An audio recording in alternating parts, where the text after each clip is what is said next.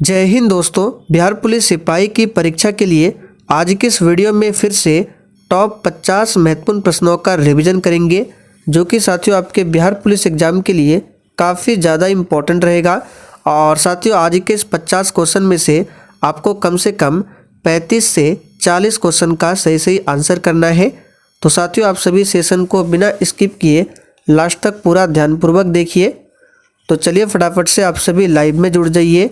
सभी को good evening, good evening. तो पहला क्वेश्चन देखिए आपके सामने है, सिम का पूर्ण रूप क्या है। वेरी इंपॉर्टेंट क्वेश्चन है, चलिए आप सभी आंसर कीजिए। सिम का पूर्ण रूप क्या है। तो यहाँ पर इस क्वेश्चन का सही जवाब क्या है, तो सब्सक्राइबर्स आइडेंटिटी मॉड्यूल, ये होता है सिम का फुल फॉर्म, याद रखिएगा। यहाँ पर सी ऑप्शन आपका सही जवाब है। एक फुल फॉर्म हमको ध्यान रखना है एनसीईआरटी का, हो सकता है ये एग्जाम में पूछ ले, NCERT। तो इसका फुल फॉर्म क्या होता है, तो देखिए नेशनल, सी से आपका हो गया काउंसिल ऑफ, ई से एजुकेशनल, आर से हो गया रिसर्च एंड टी से ट्रेनिंग। ध्यान रखना है पूरा क्या है, national council of educational research and training. आगे देखिए, सन 1927 में ब्रिटिश सरकार द्वारा नियुक्त साइमन कमीशन का सरकारी नाम क्या था। बिल्कुल सोच समझकर आंसर करना है और प्रत्येक स्टूडेंट को नीचे लाइव चैट में अपना अपना आंसर देना है, जिससे आपका प्रॉपर तरीके से रिवीजन हो सके। और साइमन कमीशन की रिपोर्ट कब प्रकाशित होती है, तो 1930 में। इस डेट को भी याद रखिएगा। चट्टान काटकर बनाया हुआ कैलाश का सुप्रसिद्ध मंदिर निम्नलिखित में से किस स्थान पर है।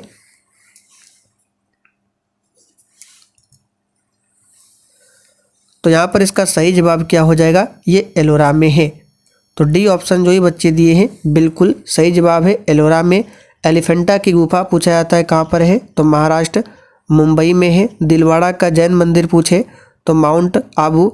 लक्ष्मण झूला पूछे ऋषिकेश में। इन सारे फैक्टों को ध्यान रखिए।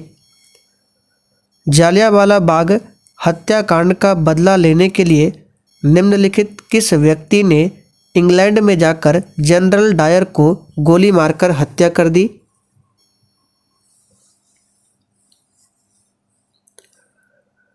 तो यहाँ पर इस क्वेश्चन का सही जवाब है उधम सिंह, जो कि डी ऑप्शन में दिया गया है। क्या हो जाएगा, उधम सिंह। और जालियांवाला बाग हत्याकांड की घटना कब होती है, तो 13 अप्रैल 1919 को। कहाँ पर, तो पंजाब के अमृतसर में। किसके समय में, तो लॉर्ड चैम्सफोर्ड के समय में। सरदार वल्लभ भाई पटेल की तुलना निम्नलिखित में से की जाती थी।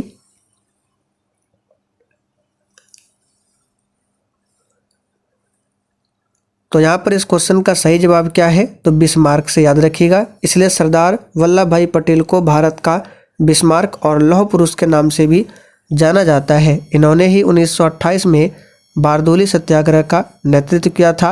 और इनकी जन्म तिथि यानी 31 अक्टूबर को क्या मनाया जाता है, तो राष्ट्रीय एकता दिवस मनाया जाता है। जन्म दिवस पर किस देश को पैगोडा की भूमि कहा जाता है।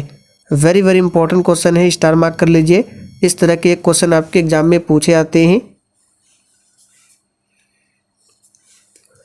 तो किस देश को पैगोडा की भूमि कहा जाता है, तो म्यांमार को। तो यहाँ पर सही जवाब है पहला ऑप्शन, म्यांमार को कहा जाता है। आपके एग्जाम में पूछा गया था सफ़ेद हाथियों का देश किसे कहा जाता है, तो थाईलैंड को सफ़ेद हाथियों का देश कहा जाता है। हजार झीलों की भूमि, ये आपके एग्जाम में पूछा गया था शायद 1 अक्टूबर को फर्स्ट शिफ्ट में। तो हजार झीलों की भूमि जो है वो कहा जाता है फिनलैंड को। चीनी का कटोरा किसे कहा जाता है, तो क्यूबा को कहा जाता है। इन सारे फैक्टों को ध्यान रखिए। निम्नलिखित में से राज्यों की कौन सी जोड़ी ऐसी है जिसकी सीमाएं नेपाल और भूटान दोनों से मिलती है। तो इसके लिए आपको मैप को देखना पड़ेगा। जब आप लोग मैप को देखेंगे तो यहाँ पर देखिए आप लोग देखेंगे सिक्किम और पश्चिम बंगाल, दो ऐसे राज्य हैं जिनकी सीमा क्या है, नेपाल और भूटान दोनों से मिलती है। तो 7 का यहाँ पर आंसर हो जाएगा सी ऑप्शन, सिक्किम और पश्चिम बंगाल। सिक्किम जो है जनसंख्या की दृष्टि से सबसे छोटा राज्य है। पश्चिम बंगाल की राजधानी कहाँ पर है? तो कोलकाता है, जो कि हुगली नदी के किनारे बसा हुआ है। कालाहारी रेगिस्तान निम्नलिखित में से किस देश में है? और साथियों, जिन्होंने अभी तक सेशन को लाइक नहीं किया है तो सबसे पहले आप सभी सेशन को लाइक कीजिए और सेशन को शेयर करना ना भूलें। तो ऑप्शन के अकॉर्डिंग चलना है। कालाहारी रेगिस्तान कहाँ पर है? तो बोत्सवाना। और भी देश है लेकिन ऑप्शन में बोत्सवाना है, तो आंसर क्या हो जाएगा? बोत्सवाना। गोभी मरुस्थल पूछे तो मंगोलिया और चीन की सीमा पर है। कौन सा? गोभी मरुस्थल, याद रखिएगा। एक पूछा जाता है सहारा रेगिस्तान, जो कि विश्व का सबसे बड़ा रेगिस्तान है। आप लोग कमेंट करके बताइए ये कहाँ पर है। और थार रेगिस्तान तो अपना भारत में है, उत्तरी पश्चिमी भारत और पाकिस्तान में स्थित है। क्या? थार रेगिस्तान। स्टैगफ्लेशन शब्द का क्या अर्थ है? बिल्कुल आपके एग्जाम लेवल का क्वेश्चन है, आंसर कीजिए। तो 9 के लिए यहाँ पर आंसर हो जाएगा उच्च बेरोजगारी तथा उपभोक्ता मांग में अंतर न होने के साथ साथ उच्च स्फीति दर। ये क्या है? स्टैगफ्लेशन का अर्थ है। यहाँ पर सी ऑप्शन आपका सही जवाब है। एक क्वेश्चन यहाँ से बनता है कि जब मुद्रास्फीति होती है तो बाजार की वस्तुएं क्या होती है? महंगी या फिर सस्ती? तो याद रखिएगा महंगी हो जाती है। यह क्वेश्चन पूछा जाता है। आगे देखिए, संसद में विधेयक आमतौर से इस समय पेश किए जाते हैं। देखिए, संसद में कोई विधेयक जो पेश किया जाता है किस समय पेश किया जाता है आपको बताना है। तो यहाँ पर इसका आंसर क्या हो जाएगा? तो याद रखिएगा 10 के लिए आंसर हो जाएगा यहाँ पे सी ऑप्शन, दिन के लिए सदन की कार्यवाही स्थगित होने से कुछ समय पहले। तो डी ऑप्शन यहाँ पर सही जवाब है। संसद में विधेयक जो है आमतौर पर भोजनावकाश के तुरंत बाद पेश किए जाते हैं। और एक पूछा जाता है शून्यकाल क्या है? तो देखिए, संसद के दोनों सदनों में प्रश्नकाल के ठीक बाद के समय को शून्यकाल कहा जाता है। और शून्यकाल जो है 12 बजे से 1 बजे तक चलता है। और शून्यकाल की शुरुआत कहाँ हुई थी सबसे पहले? तो भारत में। सारे फैक्टों को ध्यान रखिए। स्वतंत्रता के अधिकार की गारंटी निम्नलिखित के द्वारा दी गई है।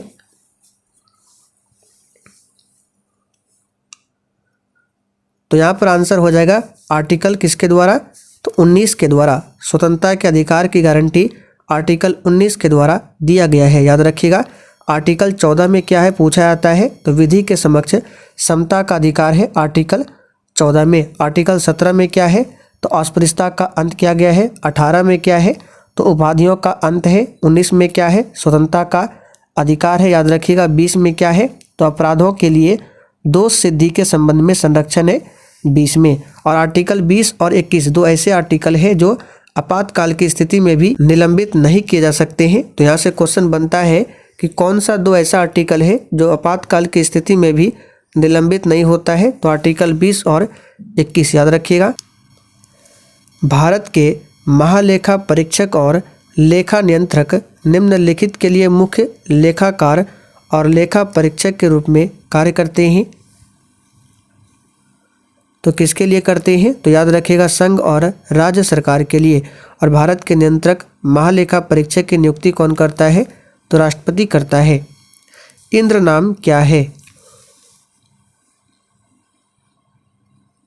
तो क्वेश्चन नंबर 14 के लिए आंसर हो जाएगा रडार का इंद्र नाम क्या है? तो रडार है, एक प्रकार का रडार का नाम है इंद्र। यहाँ पर सी ऑप्शन सही है। ओलंपिक खेलों के झंडे में हरा वृत्त किस महाद्वीप का प्रतीक है? चलिए क्वेश्चन नंबर 15 के लिए आंसर कीजिए। तो ओलंपिक खेलों के झंडों में जो हरा कलर होता है किस महाद्वीप का प्रतीक है? तो याद रखिएगा ऑस्ट्रेलिया महाद्वीप का प्रतीक है। नीला कलर जो होता है यूरोप के लिए है, और अफ्रीका के लिए काला है, एशिया के लिए पीला है, याद रखिएगा। और अगर काला पूछे अफ्रीका हो गया तो अफ्रीका काला, देखिए अफ्रीका और अमेरिका दोनों के लिए है। ऑस्ट्रेलिया के लिए क्या है? तो हरा है। यहाँ पर डी ऑप्शन आपका सही जवाब है। सम्राट अकबर द्वारा निम्नलिखित में से किसको जरी कलम की उपाधि प्रदान की गई थी? यहाँ पर सही जवाब है मोहम्मद हुसैन को, याद रखिएगा। कौन सा ग्रंथ सम्राट हर्ष की रचना नहीं है।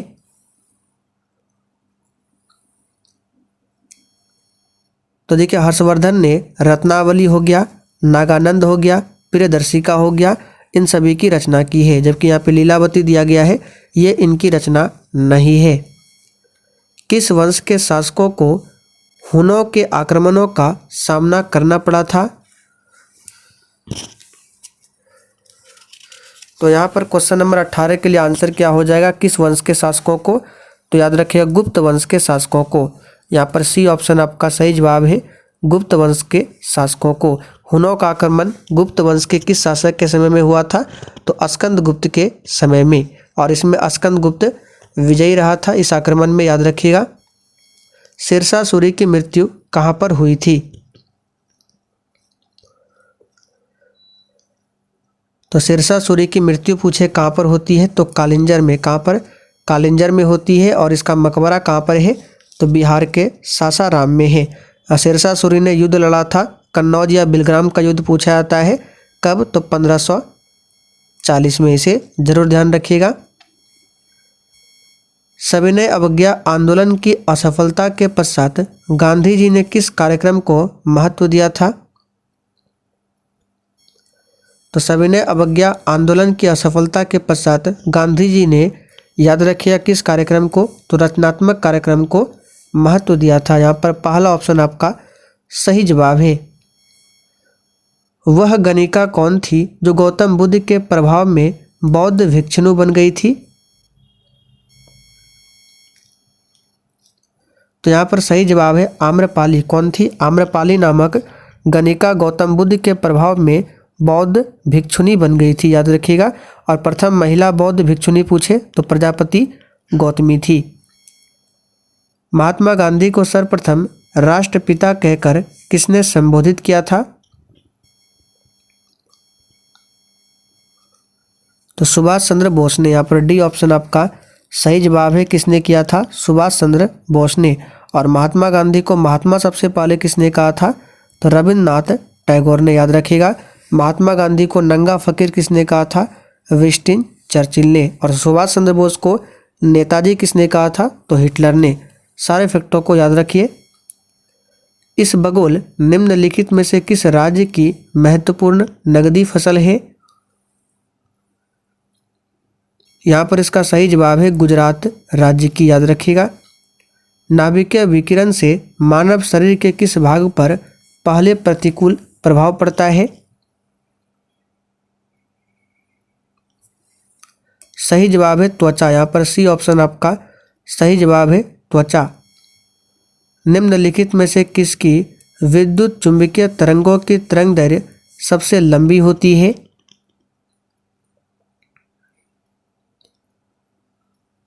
तो यहाँ पर आंसर हो जाएगा ऑप्शन के अकॉर्डिंग अवरक्त। डी ऑप्शन सही है, अवरक्त। यूरेनियम नाभिक में क्या होते हैं? यहाँ पर आपको ऑप्शन के अकॉर्डिंग चलना है। तो देखिए ये जो नीचे 92 लिखा गया है यह है प्रोटॉन की संख्या, और आप सभी जानते हैं प्रोटॉन की संख्या बराबर होता है इलेक्ट्रॉन की संख्या, और ये कितना है? तो 92 है। अब यहाँ से न्यूट्रॉन की संख्या भी निकाल लेते हैं। तो न्यूट्रॉन की संख्या कैसे निकालते हैं? तो 235 में 92 को माइनस कर दीजिए, यानी द्रव्यमान संख्या में। तो 235 में जब 92 को माइनस करेंगे तो ये कितना हो जाएगा? 5 में 2 गया 3, 13 में 9 4, 143।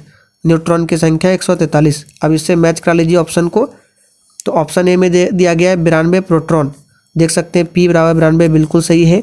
143 न्यूट्रॉन देख सकते हैं ये सही है।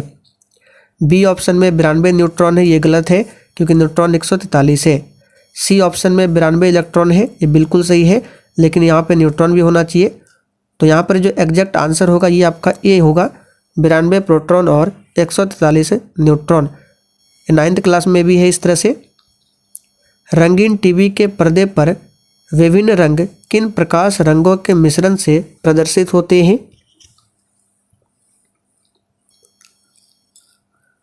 तो 3 कलर होता है जिसे प्राथमिक रंग कहा जाता है, लाल, हरा और नीला। तो यहाँ पर सही जवाब है सी ऑप्शन। यहाँ पर कुछ बच्चे पीला आंसर करते हैं जो कि बिल्कुल गलत है। प्राथमिक कलर है RGB, इसी को कहा जाता है प्राथमिक कलर।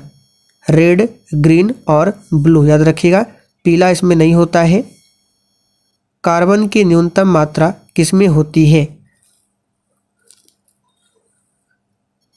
तो इस क्वेश्चन को भी याद कर लीजिए, वेरी इंपॉर्टेंट है। पिटवा लोहा, पिटवा लोहा में कार्बन की मात्रा क्या होती है?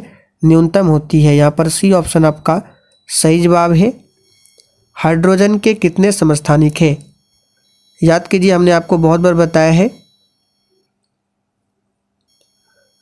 तो देखिए, हाइड्रोजन के टोटल 3 समस्थानिक है। H11 ये क्या है? Protium. H12 deuterium. H13 tritium. और हाइड्रोजन का जो तीसरा समस्थानिक है ट्राइटियम, रेडियो सक्रियता को प्रदर्शित करता है। इन सारे फैक्टों को याद रखिए। और हाइड्रोजन को भविष्य का ईंधन भी माना गया है। रक्त का थक्का बनने के लिए कौन सी प्रोटीन जिम्मेदार है? और विटामिन में पूछे तो विटामिन के हो जाएगा थक्का बनने के लिए, लेकिन यहाँ पे पूछा गया है प्रोटीन में।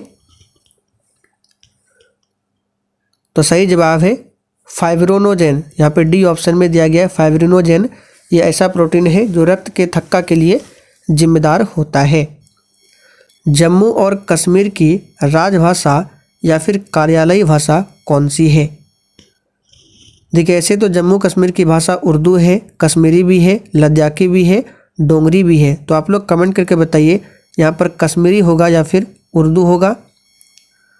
भारत का राष्ट्रीय गान जो कि जन गण मन है, पहली बार कब गाया गया था? तो सिंपल सा क्वेश्चन है, राष्ट्रगान को पहली बार कलकत्ता अधिवेशन 1911 में गाया गया था। बाल गंगाधर तिलक को फादर ऑफ इंडियन अनरेस्ट किसने कहा था? तो ये कहा था वैलेंटाइन सिरोल ने। यहाँ पर पहला ऑप्शन आपका सही जवाब है।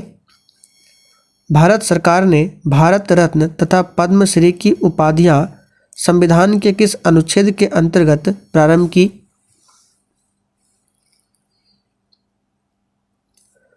तो क्वेश्चन नंबर 34 के लिए यहाँ पर आंसर क्या हो जाएगा? अनुच्छेद 18 में। याद रखिएगा। संविधान द्वारा प्रदान किए गए मौलिक अधिकारों में संशोधन करने का अधिकार किसके पास है? देखिए, मौलिक अधिकार संविधान के आर्टिकल 12 से लेकर 35 तक में है और भाग 3 में है। और इसमें अगर संशोधन करना है तो ये अधिकार किसके पास है? तो यहाँ पर सही जवाब है संसद के पास है। किसके पास है? संसद के पास है। ध्यान रखेंगे, प्रारंभ में टोटल 7 मूल अधिकार थे, वर्तमान में टोटल 6 मौलिक अधिकार है। संविधान के किस भाग में कल्याणकारी राज्य की व्याख्या की गई है?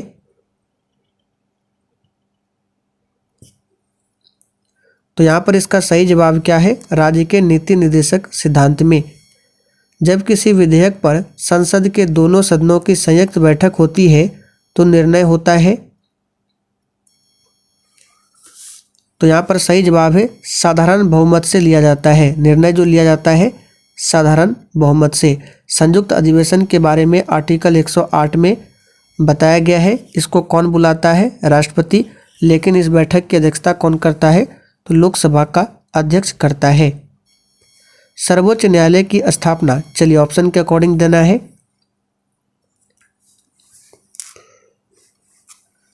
तो सर्वोच्च न्यायालय की स्थापना जो है संविधान द्वारा 1950 में किया गया था। तो यहाँ पर आंसर क्या हो जाएगा? तो देखिए, यहाँ पे संविधान द्वारा की गई, ऑप्शन ए में दिया गया है। भारतीय स्वतंत्रता अधिनियम 1947 द्वारा किया गया।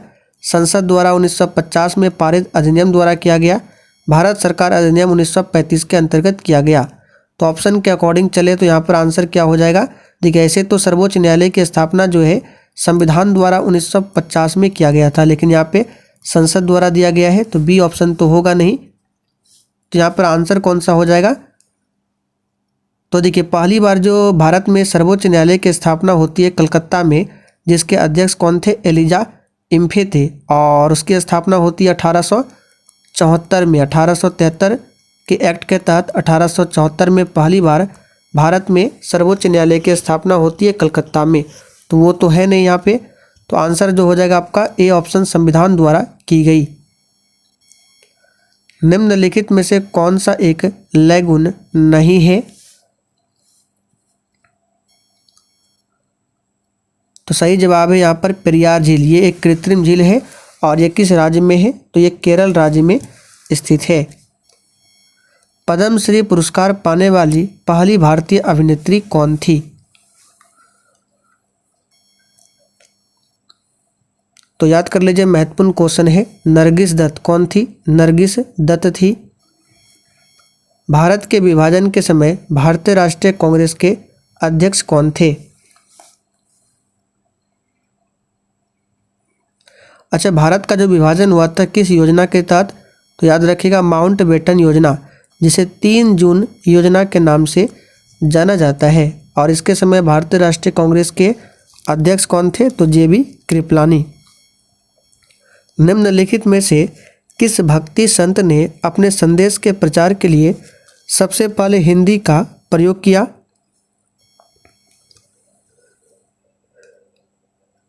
तो यहाँ पर सही जवाब है रामानंद। संगम साहित्य की भाषा कौन सी है? सिंपल सा क्वेश्चन है, तमिल है। हर्ष किस राजवंश से संबंधित है?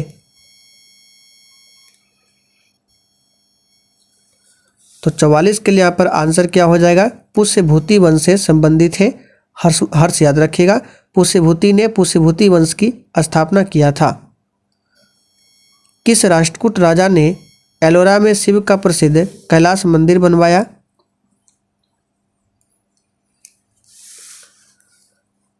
तो यहाँ पर आंसर क्या हो जाएगा? तो 45 के लिए आंसर हो जाएगा यहाँ पे C, कृष्ण प्रथम ने। किसने? कृष्ण प्रथम ने। राष्ट्रकूट वंश का संस्थापक कौन था? दंती दुर्ग था। और राष्ट्रकूट वंश की राजधानी कहाँ पर थी? तो मान्यखेत या फिर मनकीर। संसार प्रसिद्ध मोर सिंहासन किस मुगल इमारत में रखा है?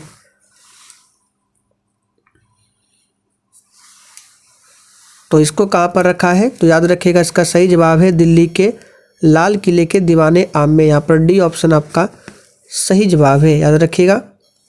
शिवाजी के बाद इनमें से कौन गुरिल्ला युद्ध विद्या में एक बड़ा पथ प्रदर्शक माना जाता है?